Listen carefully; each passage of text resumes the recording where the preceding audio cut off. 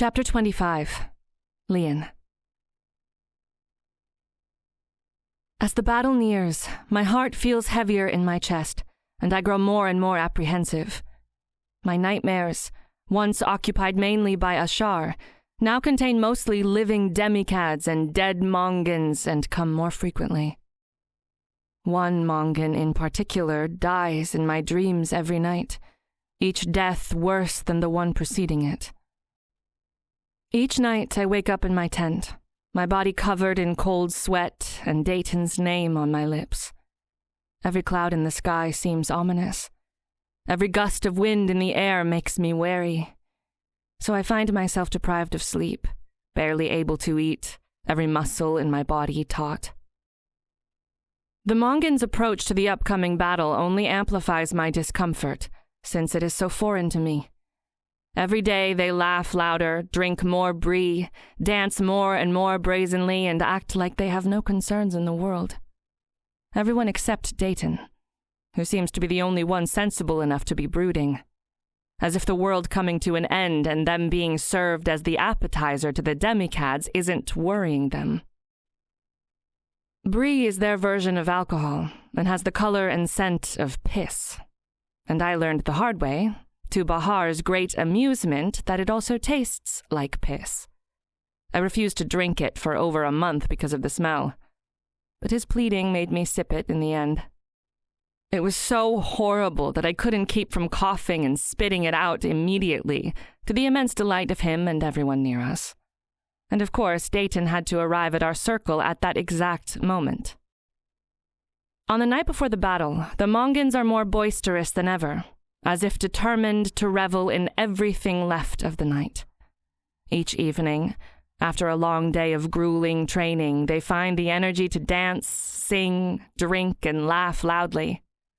Tonight, they are in overdrive. It's almost primal, yet even with the brie, there is no melee. They stay kind and jovial, not turning into the sort of drunks I saw in the forest with the Aldonian soldiers from whom Dayton saved me. But there are also fewer inhibitions. The smell of sex carried in the air. The flirting was bolder than ever, and couples retired from the main areas to the act of creating life in the face of death. Women of all ages buzz around Dayton as if he is the last flower met with a crowd of bees. They flirt with their eyes and smiles, and some of them also flirt with their hands. I feel like smacking them on the heads and drowning them in brie. I can't help but feel excruciatingly jealous, even though I know I have no right.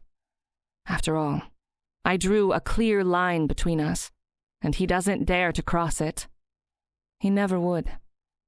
He would consider it dishonorable. I willed us to become friends, but I was lying to myself. I want far more than his friendship. I want his everything.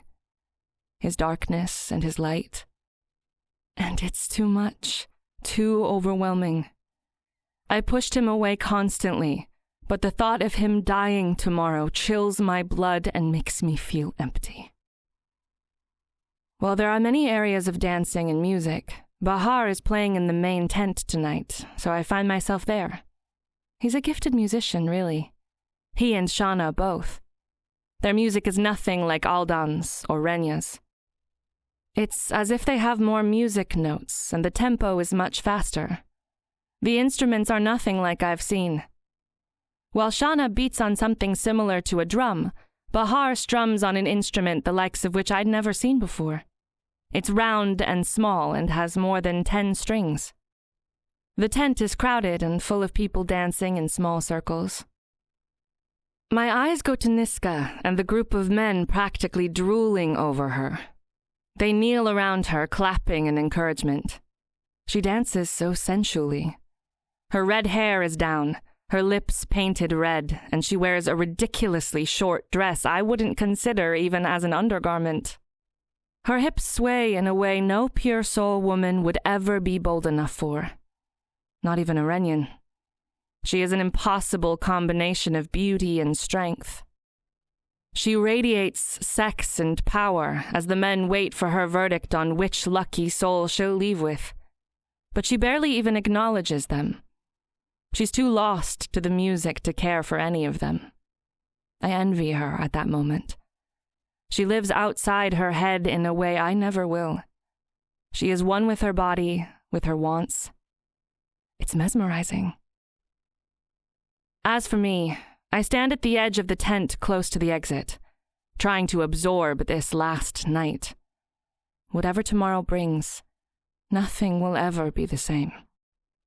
When I search to see if Dayton is with anyone from the crowd of his female fans, he isn't there, and my heart stops. Did he go to his tent with one of them? He just left the night before the battle without even saying goodbye? My feet carry me to Dayton's tent. I tell myself it's to wish him luck in tomorrow's battle. But what if he has company? It's unnecessary, really. I can speak to him in the morning. But I can't suppress my desire to see him alone before the battle. I'm so anxious about what might happen to him. I already know he will put himself in the front line against the Demicads. His honor demands it, and he is ruled by honor. Dayton's tent is on the edge of the camp. It's as modest as mine. Only the Mongans lodge their leaders in the same conditions as the rest of their people. No symbols of supremacy, no servants. Even the emancipator washes his own clothes and cooks his own meals. I stand still and try to listen for any company, but my heart pounds so hard I'm having trouble hearing anything else. Why doesn't he have a door to knock on? I try calling him, but my voice dies in my throat. Why am I so nervous? I don't want to dwell on the meaning. Don't think of it, I order myself. I'm relieved to find him alone in his tent. He sits on his pallet, sharpening his axe.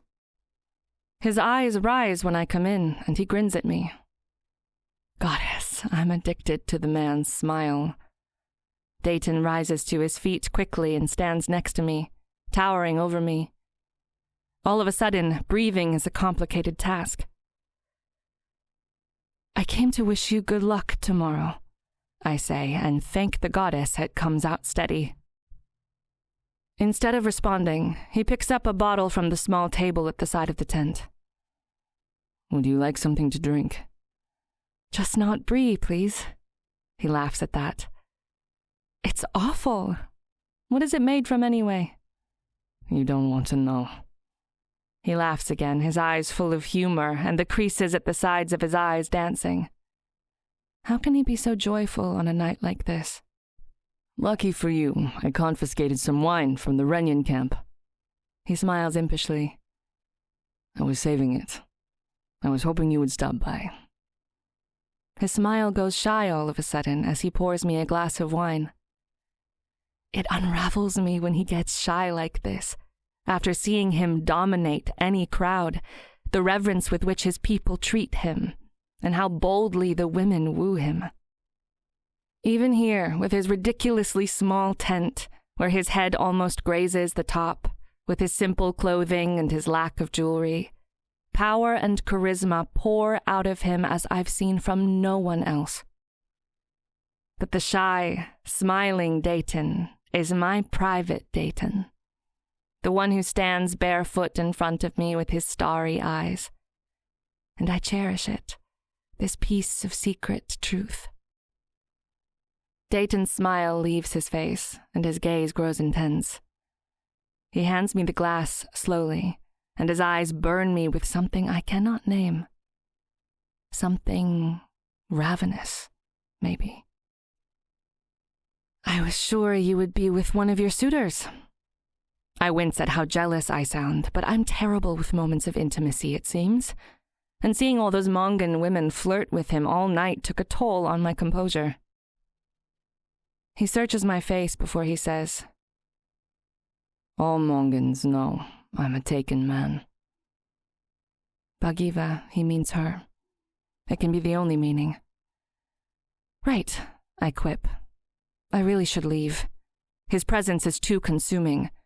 There is really no reason to stay. I put my glass down on the small table and turn to leave, but he grabs my waist and pulls me to him in one swift movement, my back pressed to his chest. His arm envelops me. Heat radiates from him as his breath brushes my cheek. His scent fills my nostrils, honey and man and the wine we just shared. They all know my heart belongs to you, Lian. His words hum inside me, and I can't help but close my eyes and sink back into him. His lips graze the side of my neck, and I swallow a whimper. It's been almost 2 months since he touched me like this, and it feels like it has been years because nothing has been the same since the waterfall. Not in me, not in us. Maybe not in him as well. It feels like I have denied myself the warmth of the sun on a cold, snowy day. Now that his body envelops mine, I will never be able to push him away again. It would be like numbing my own skin, my own heart. And behind the touch, there are his words. My heart leapt at them. He has been waiting for me to forgive him all this time. He hasn't moved on. But still, there is a frightened voice in my head, one that insists bad things always happen when we touch. He will leave again, that voice in my head screams. But if he does, I will survive it. I survived enough to know my own resilience. I'm not the girl at the wedding camp, nor am I the one from the waterfall. I'm strong enough to survive the heartbreaks. Dayton doesn't need to be strong enough for both of us. I've been telling him that, but it's time for me to practice what I preach and be strong enough to endure whatever Amada will toss on us. And she will. I have no doubt that she will. That is, if we get to see another sunset. I turn to face him. He is so bare in front of me. It's as if I can see into his soul. His beautiful, damaged soul. My lips crash onto his, and I kiss him. Ever so slowly, his tongue licks my lips, then enters my mouth and swirls against my tongue. Then slowly he undresses me, kissing every new piece of skin revealed in the process. He showers me with open-mouthed kisses. First at my shoulder, then my arm. His hands palm my breasts, and I buckle, needing more. But he doesn't hurry. His mouth moves back to my neck, his tongue licking, his teeth nipping gently. It's torture, but of the sweetest kind. I repay him by nearly tearing his clothes off, and he laughs at my eagerness. He is magnificent, all muscle and strength. Dark hair trails from his chest to his abdomen and lower still. He looks at me, at my naked form, his eyes lingering on my breasts. My nipples harden painfully under his gaze. And he doesn't laugh anymore. His eyes darken with desire, and as they travel down to the apex of my thighs, his throat bobs as he swallows. So slowly, he lifts his eyes to mine, and I shiver as I see the hunger there. All for me. Before I can even blink, he sweeps me into his arms and carries me to the pallet. It should be ridiculous. The tent is so small. It's barely 2 steps to the pallet. But it doesn't feel ridiculous. It makes me feel safe and cherished. He lays me down gently and leans over me. His dark eyes trail over my body brazenly, and I feel so exposed that I nervously chew on my lower lip. He grabs it with his teeth and sucks it into his mouth. I've wanted to do that for so long. His voice is gravelly. You have no idea, do you? His long body covers mine. Of what? I breathe as my fingers brush his dark stubble. How beautiful you are. How irresistible those lips of yours are. I never thought of myself as beautiful. It's hard to think of yourself as beautiful when all people see is the strangeness of your colors, when strangers gape at how different you are. Dayton never minded my colors, and neither did the rest of the Mongans. Maybe you need horns to see people for who they are. You're beautiful too, I tell him, and he bursts into such a deep laugh that his body shakes. Now that I've never been called before, he manages to say between chuckles. I snort at his reaction. Oh, come on. The women here are all over you. He smirks at my irked tone. That has nothing to do with the way I look, and you know it. He's the warlord, the emancipator. Being with him is being with the most powerful Mongan there is, the uncrowned king. Well, you are beautiful, I insist, because even though I didn't see his beauty at first, I've been seeing it for months now, and he needs to understand that. To me, he's more than the emancipator, the butcher. I see him, truly see him. And when you smile, you light up in your eyes. It's like looking at the most vast, starry night. He goes very still at that. I've never seen him so still. And I wonder if I broke some unknown Mongan code.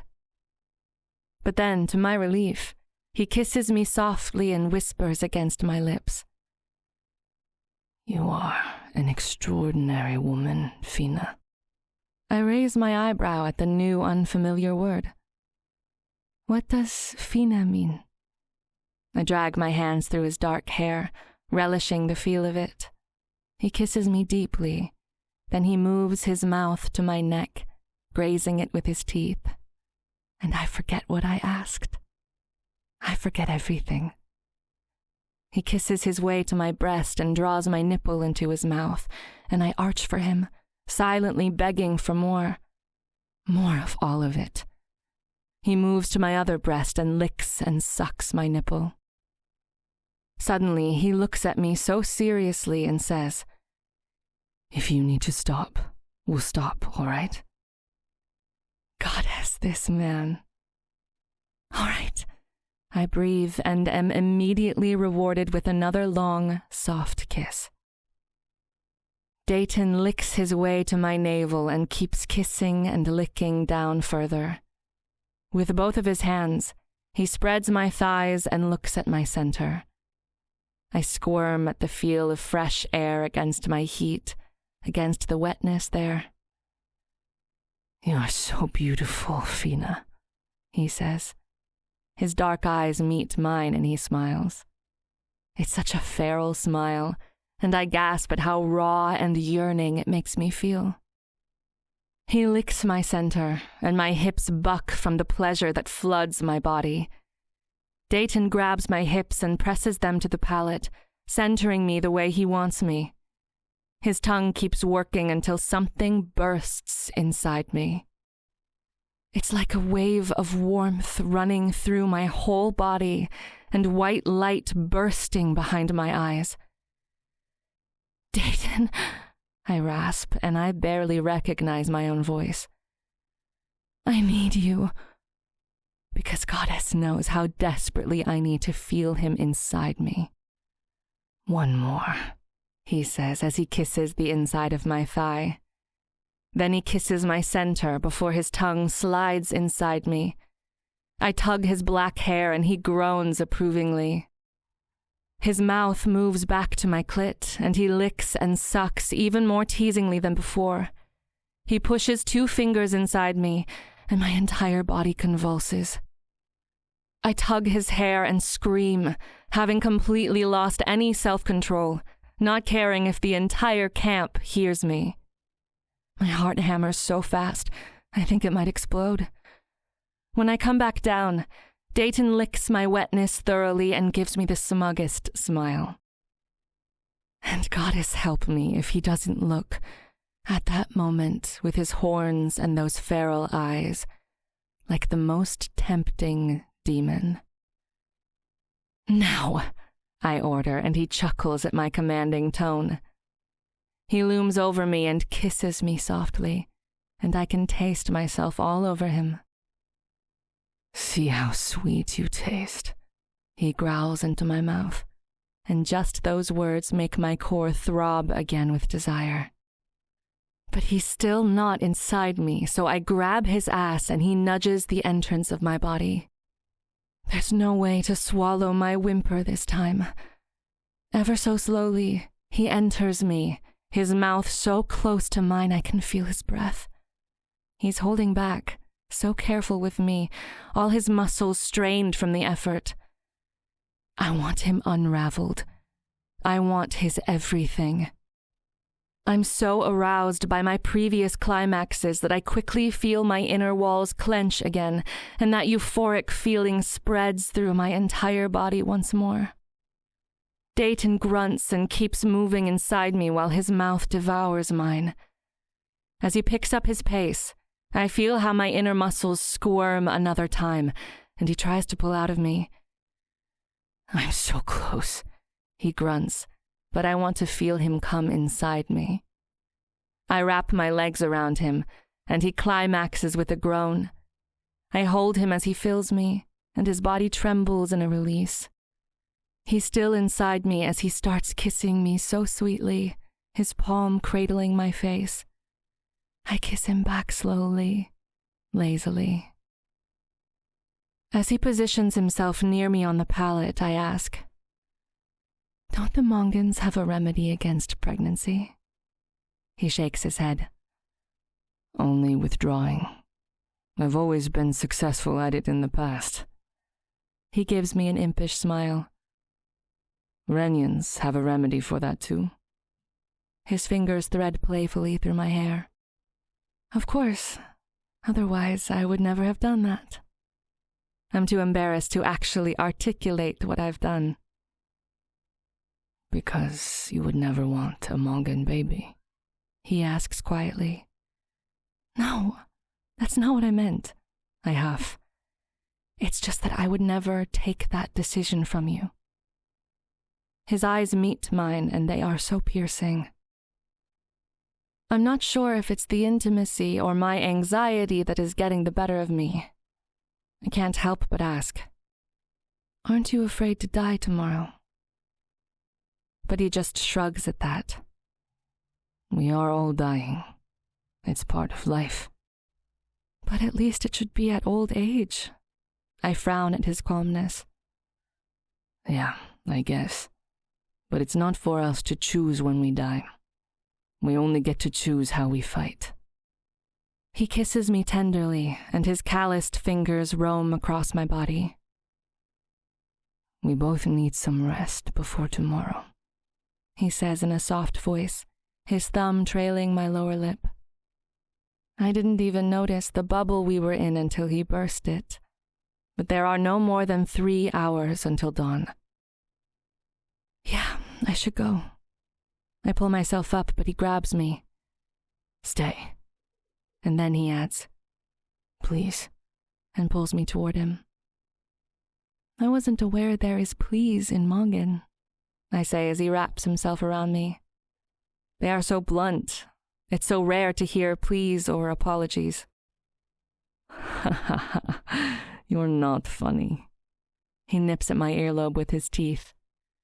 I make myself laugh, and that's what matters. He chuckles and tightens his hug. I don't think I can sleep in the aftermath of all the pleasure he drew out of me. But as his big body covers my own and his warmth cocoons me, I quickly fall into a deep, dreamless sleep.